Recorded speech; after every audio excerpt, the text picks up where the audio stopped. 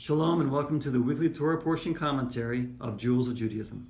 This week's Torah portion is called Chayei, and it's found in Genesis chapters 23 to 25, with a corresponding reading in the prophets in 1 Kings chapter 1.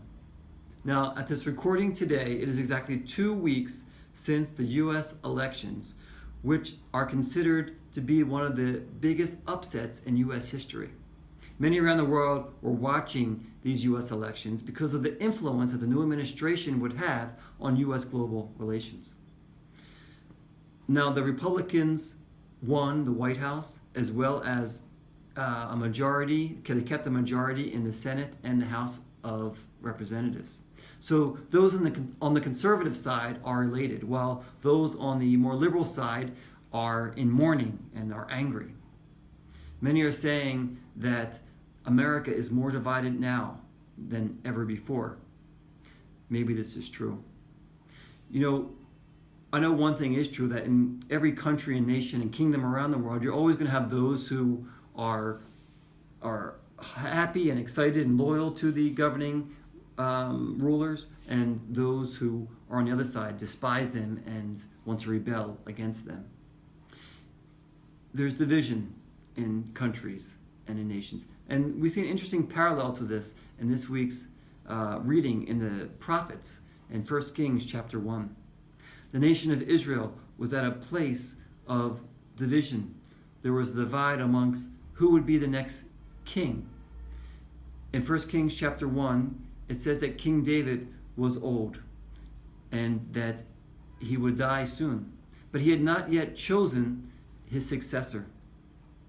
And in that situation, one of his sons, Adoniah, appointed himself as the king, without the king knowing it, or the king maybe heard it but didn't say anything.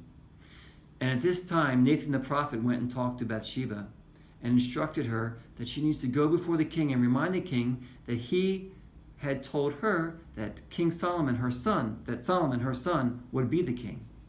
So Bathsheba listened to Nathan the prophet, went to the king, and reminded him that he had sworn to her that Solomon would be the king.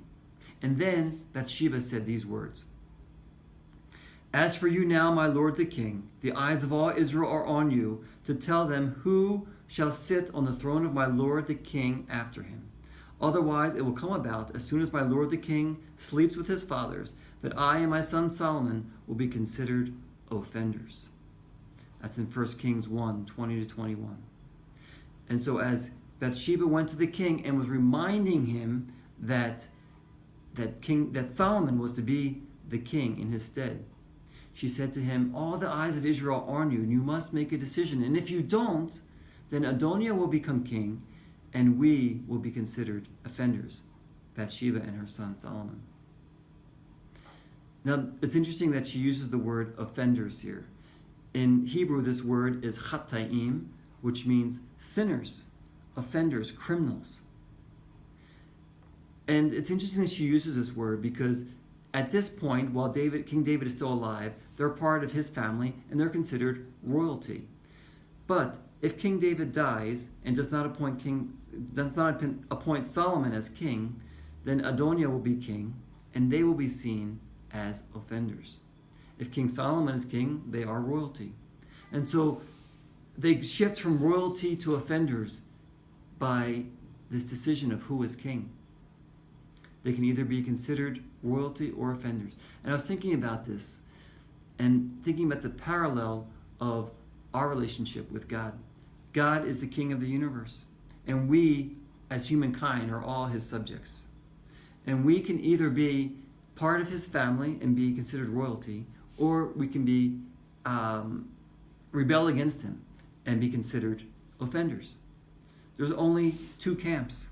There is no middle ground. We are either part of his family and royalty, or we are offenders. There is no middle ground with God. I'm going to read another scripture in Psalm chapter 2. It says this: "Now therefore, O kings, show discernment. Take warning, O judges of the earth. Worship the Lord with reverence and rejoice with trembling. Kiss the Son, that he not become angry, and you perish in the way, for his wrath may soon be kindled. How blessed are all who take refuge in him."